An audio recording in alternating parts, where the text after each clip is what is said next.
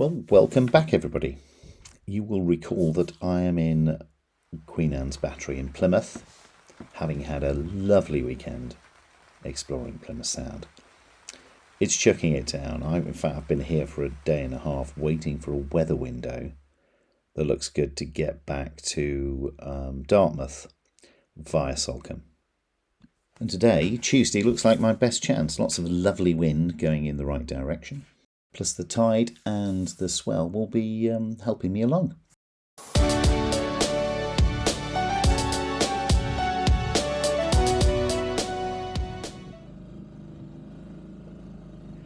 So out of Plymouth Sound, turn left at the Mewstone, start going downhill towards Salcombe, and two things are really obvious. Firstly, the promised wind hasn't read the memo, it just hasn't turned up. And there's a hell of a lot more swell here than I was expecting.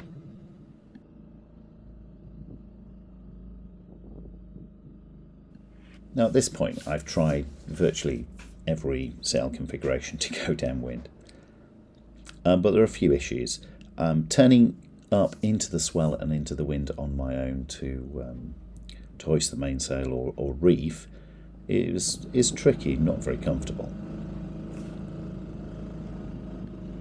The waves are big enough to knock all of the wind out the sails.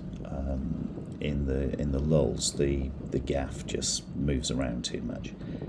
And if you're not going fast enough, if you're not going at the same sort of speed as the waves, a big wave coming from astern will just pick you up and turn you sideways. So my options were really, I can go on a bit of a broad reach, go a bit further out. That will keep me more stable. I'll have to steer over the waves, which is great fun.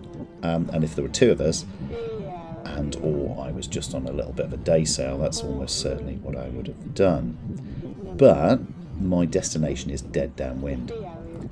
So the fastest route to it is straight there. If I start doing angles, I'm going to add significantly to what is already a 4.5 hour passage. The safest and quickest and most comfortable way of making the passage, I found, was to motor sail with just the jib. Pretty much heading dead downwind. The outboard was pretty much on tick over most of the time. When the waves started to overtake me, I could give a little burst and just stay in front of them. This was pretty comfortable. It's interesting looking back at my mindset. At the time, I was desperate not to put the engine on. I was desperate to sail it properly. Normally, it felt like a failure putting the engine on, but actually, this is exactly the right thing to do. It was the quickest and safest way of getting the boat and me to our destination. And 3.5 hours later or so, here we are. We've made it to Salcombe. Just got to get round to this headland now and up into the estuary.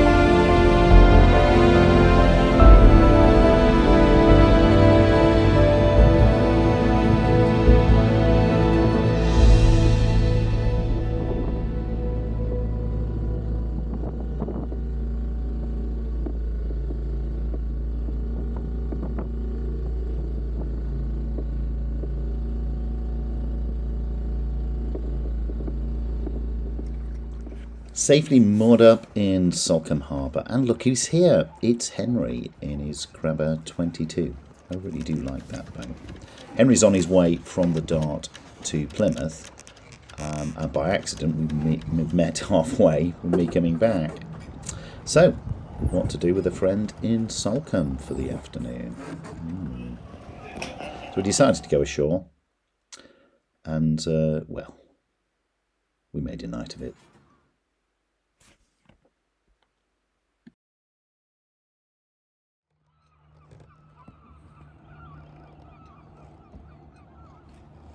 Next morning was fabulous. Sun in the sky, windless, and with the echoes of yesterday's big swell reaching this far into the harbour.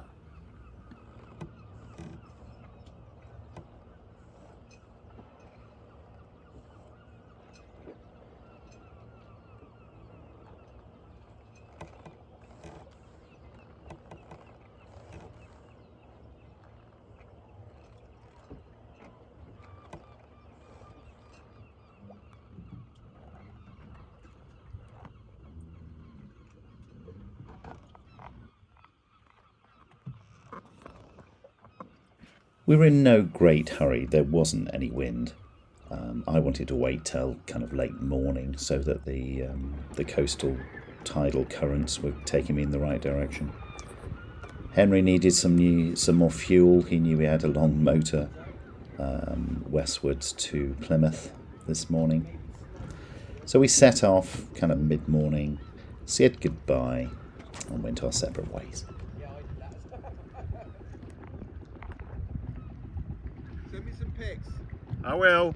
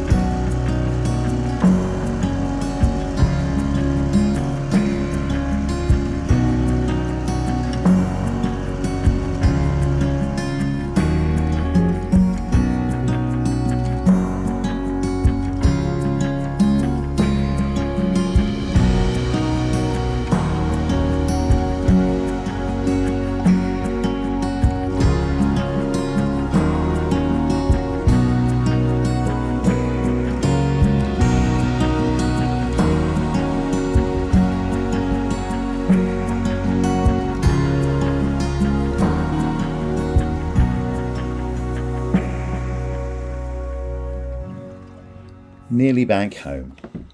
Many thanks for watching. Please consider liking and subscribing and leave a comment, and I'll see you next time. Bye.